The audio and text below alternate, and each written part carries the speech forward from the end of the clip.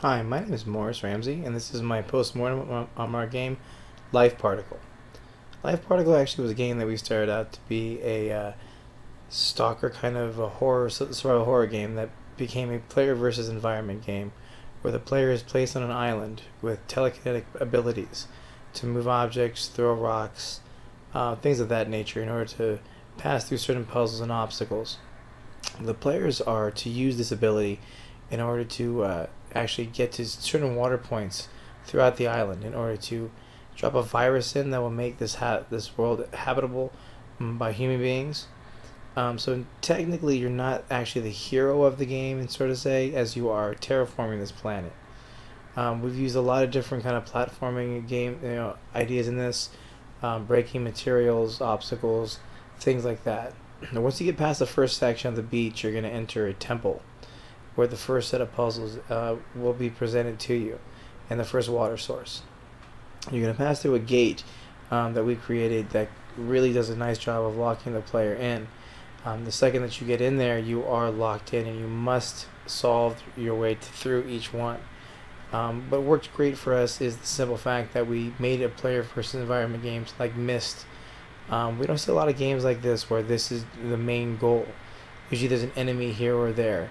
In our previous creation of this game, that's what we were going for, was to have a kind of enemy that you could not kill but was there the entire time. As you can see, passing through the first puzzle, you enter a chamber, you pull a box back, and you are finally into the area where the water source is. Using the clues of the three statues, you will then approach this little area with the three statues and place them in the right order. Placing them in the right order will then open up the water source and allow you access to drop in the virus for the first time.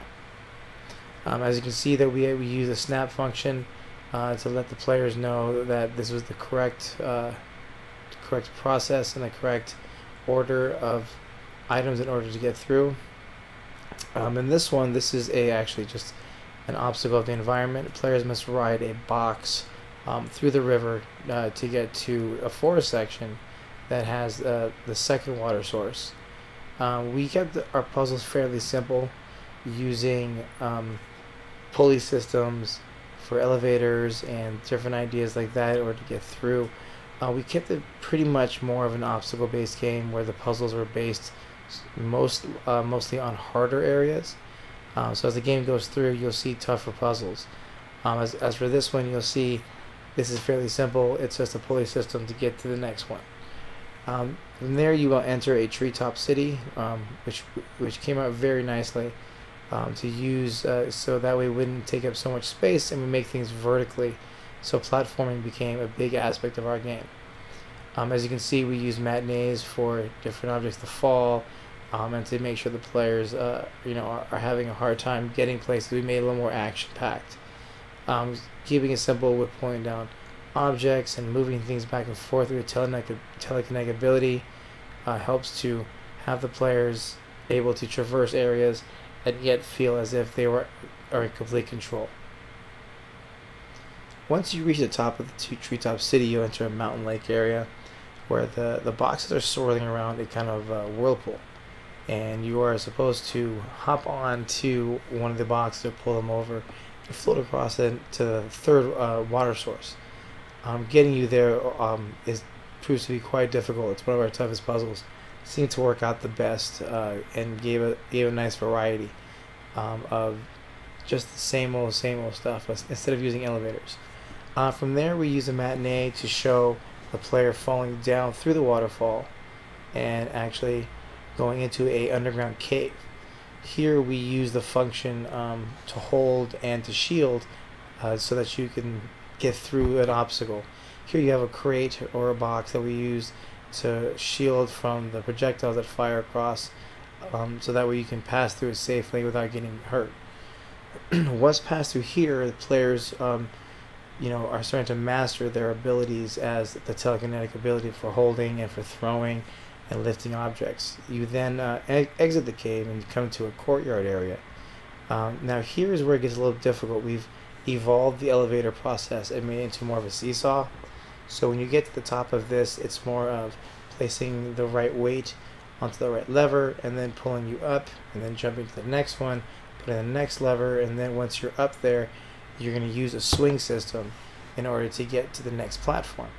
As you can see here, this is the swing system. You pull on the lever, or the elevator rather, and it pulls it towards you, and timing becomes an issue. So now players must also gain timing as part of their game. Here they go to the cliff side, where they will gain access to a catapult elevator. Players must now jump up and then pull an object down. This is another aspect of our telekinetic ability. So pulling it flyers a player up to an elevator that brings them to a bridge, where they must lift and carry a crate in order to get across this broken bridge. Once across the bridge, then players will go ahead and traverse into the next platform, which will lead them to the final temple. The idea of actually making this a vertically platform game actually helped us a lot in order to make our level very diverse, add more variety to it, make things a little more colorful, and give us a much bigger world that we anticipated, but it worked very nicely. It seemed that the puzzles seemed to get a little stale, I think, in my opinion, but they worked very well. Here in the final temple, you're going to snap the objects in based on the clues that are on the wall, and this will gain access to the final water temple. And once you drop that in, that will give you to the end screen, and that will give you completion of the game, stating that players have now dropped the virus and done a great job doing so. I hope you like my postmortem. What worked for us basically is just the aspect of working together, as well as platforming up and down and creating tough puzzles, but making sure it's difficult enough where people